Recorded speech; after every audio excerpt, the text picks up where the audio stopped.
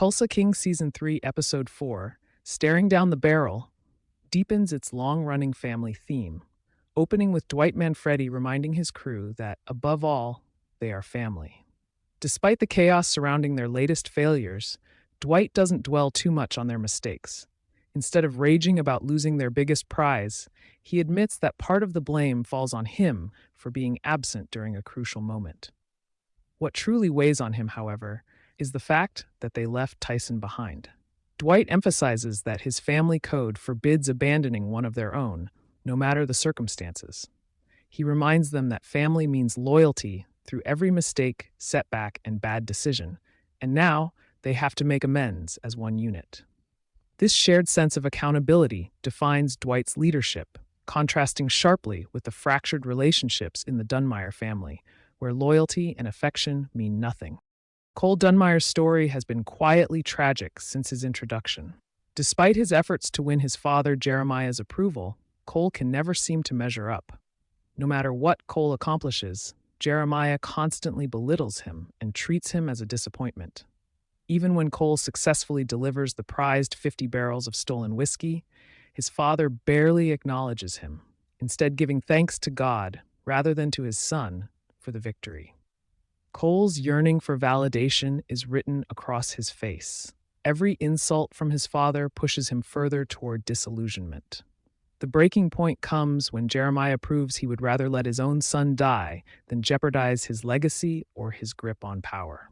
Even when Jeremiah agrees to return the stolen liquor to Dwight, it's clear his motivation is pride, not compassion. He doesn't care about saving Cole, he cares about saving face. This sharp distinction between the Dunmires and the Manfredi crew underscores a central contrast in the show's moral core.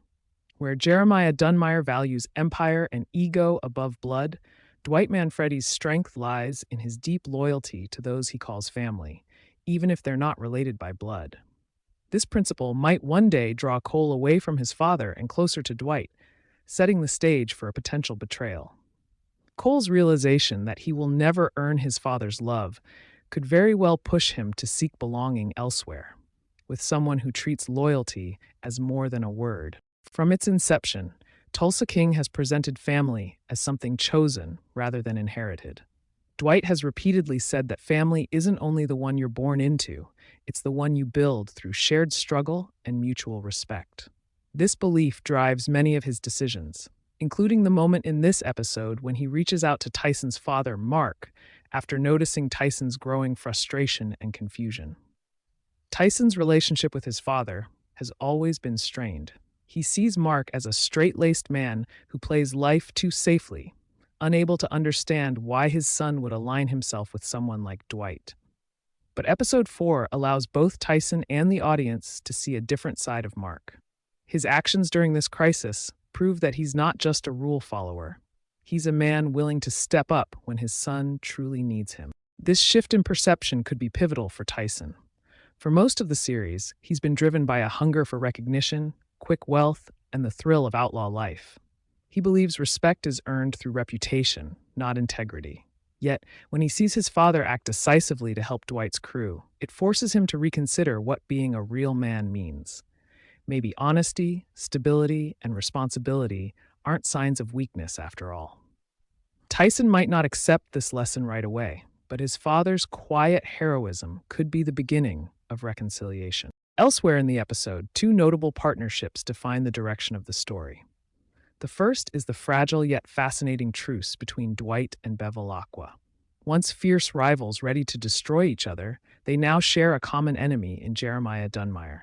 They both understand that if they remain divided, Dunmire will win, but united, they stand a real chance of dismantling his power. Watching these two hardened men bury their grudges for the sake of a shared goal adds both tension and humor to the narrative. Their interactions, filled with sarcasm, reluctant respect, and mutual understanding, offer some of the episode's most compelling moments.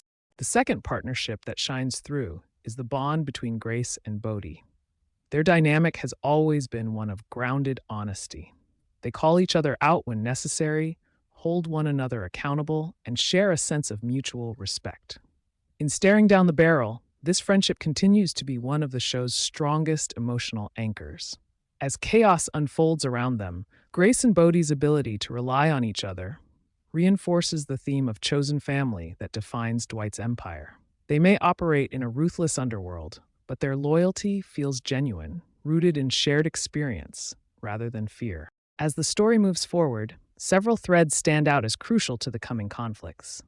First, the looming presence of New York continues to cast a shadow over Dwight's operations in Tulsa. The old guard still resents his independence and seeks to control him from afar. In this episode, they reach out to Bevilacqua, offering him assistance should he decide to eliminate Dwight once and for all. For now, Bevilacqua seems committed to their uneasy alliance, but it remains uncertain how long that loyalty will last. Power and survival often test even the strongest partnerships in Tulsa King, and this one is no exception. Another growing storyline revolves around Joanne, who is steadily proving herself as a capable and confident leader at the distillery. Her evolution from Dwight's cautious associate into a commanding boss has been one of the more satisfying developments this season. She treats Grace as an equal, listens to her ideas, and encourages innovation in a field traditionally dominated by men.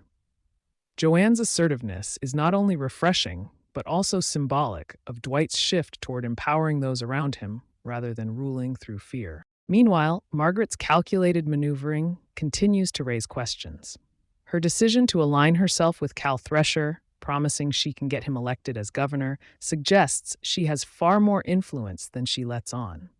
It's clear that she's playing a long game, though her true end goal remains a mystery. Is she simply advancing her own interests, or is there a deeper strategy connected to Dwight's growing power in Tulsa? Every move she makes seems deliberate, and viewers are left wondering whether she's an ally, a manipulator, or something in between. Finally, Dwight's reflection on his second shot at life brings the episode to a contemplative close. He sees Tulsa as his fresh start, a chance to rebuild, redefine himself, and make things right after years of regret. Yet, as noble as that sounds, he's still walking the same dangerous path that landed him in prison.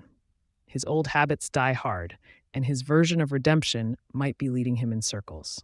The irony of Dwight's situation, trying to build a better life through the same criminal patterns, suggests that his downfall could come not from enemies, but from his inability to truly change. Staring Down the Barrel captures what Tulsa King does best, exploring loyalty, legacy, and moral conflict through flawed, complex characters. It reminds us that family, by blood or by choice, can be both salvation and curse. Dwight's unwavering loyalty binds his people together, but it also blinds him to the risks of repeating his past. As the season progresses, the question becomes whether Dwight can truly learn from his second chance, or if the life he's built in Tulsa will collapse under the weight of the same mistakes he's been running from all along.